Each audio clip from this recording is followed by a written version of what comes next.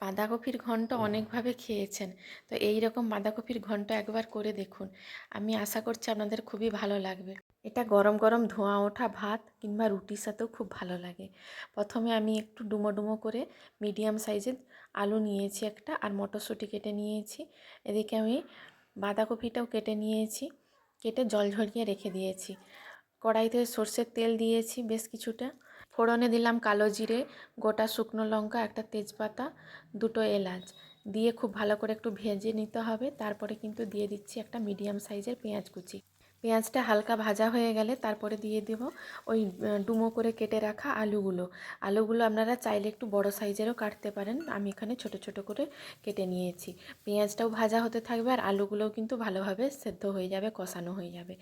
আলুটা বেশ ভালোভাবে কষানো হয়ে গেছে, এরপর দিয়ে দিলাম একটা মাঝারি সাইজের টমেটো কুচি। এখানে আমি টমেটো কুচি ব্যবহার করেছি, আপনারা চাইলে কিন্তু টমেটোটা একটু পেস্ট করেও দিতে পারেন। আর দিয়ে দিচ্ছি 1 চামচ আদা রসুন বাটা, দিয়ে খুব ভালোভাবে মিশিয়ে নিতে হবে। আদা রসুনের কাঁচা গন্ধটা চলে গেলে দিয়ে দিচ্ছি পরিমাণ মতো লবণ, তারপরে দিয়ে দিচ্ছি হলুদ গুঁড়ো। মশলাটাকে কিন্তু খুব ভালো করে কষিয়ে নিতে হবে। মশলাটা যত ভালোভাবে কষানো হবে তরকারিটাও কিন্তু স্বাদটা খুবই ভালো আসবে। তো আমি সব উপকরণগুলো খুব ভালোভাবে কষিয়ে নিচ্ছি। তারপর দিয়ে দিচ্ছি মিষ্টি স্বাদের জন্য অল্প পরিমাণে চিনিটা আপনারা চাইলে একটু শেষেও ব্যবহার করতে পারেন। আর দিয়ে দিচ্ছি লাল লঙ্কার গুঁড়ো, 1/2 চা চামচ মতো দিয়ে দিচ্ছি জিরে গুঁড়ো, দিয়ে আবারও মশলাটাকে খুব ভালোভাবে মিশিয়ে নিতে হবে। এই সময় মটরশুঁটি ছাড়িয়ে রাখা মটরশুঁটিগুলো দিয়ে দিচ্ছি, কারণ মটরশুঁটিগুলোও কিন্তু এর সাথে ভালোভাবে কষানো হয়ে যাবে। তো মটরশুঁটিটা আমি যেহেতু আগে থেকে সেদ্ধ করে রাখিনি বা কষিয়ে রাখিনি, তাই কিন্তু আমি মশলা কষানোর সঙ্গে দিয়ে দিলাম।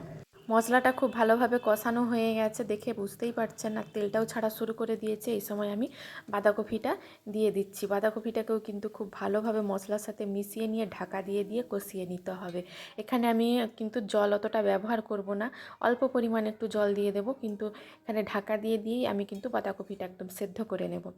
অনেকেই কিন্তু বাঁধাকপিকে প্রথমে জল দিয়ে সেদ্ধ করে নেন, তো আমি এখানে কিন্তু জল দিয়ে সেদ্ধ করব না, তার জন্য কিন্তু এর টেস্টটা খুব সুন্দর আসবে। এইভাবে একবার বাড়িতে বানিয়ে দেখতে পারেন।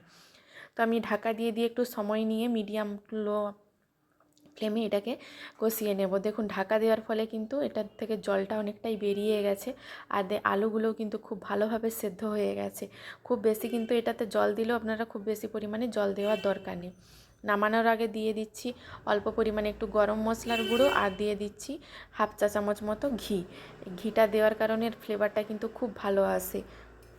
এখানে চাইলে কিন্তু আপনারা কাঁচা লঙ্কাও ব্যবহার করতে পারেন, কাঁচা লঙ্কা দিলেও খুব ভালো একটা ফ্লেভার আসে। তো আমি নামিয়ে নেব। নামানোর আগে দিয়ে দিলাম বেশ কিছুটা ধনেপাতা কুচি, দিয়ে খুব ভালো করে মিশিয়ে নিতে হবে। তারপরে কিন্তু আমি গ্যাসের ফ্লেমটা বন্ধ করে দেব। এই পদ্ধতিতে অবশ্যই একবার বাঁধাকপির ঘন্ট বানিয়ে দেখবেন। তো আমি গরম গরম ধোঁয়া ওঠা ভাত এখানে নিয়ে নিচ্ছি, আর নিয়ে নিচ্ছি অল্প পরিমাণে বাঁধাকপির ঘন্ট। এইটা কিন্তু গরম গরম ভাতের সাথে জাস্ট জমে গেছিলো একদম। এইভাবে কিন্তু আপনারা বাড়িতে বানিয়ে দেখতে পারেন। আর রেসিপিটা যদি আমার ভালো লেগে থাকে তাহলে আমার চ্যানেলটি সাবস্ক্রাইব করে নেবেন, আর ফেসবুক পেজ থেকে দেখলে পেজটি ফলো করে নেবেন। লাইক কমেন্ট শেয়ার করতে ভুলবেন না। সবাই ভালো থাকবেন, সুস্থ থাকবেন।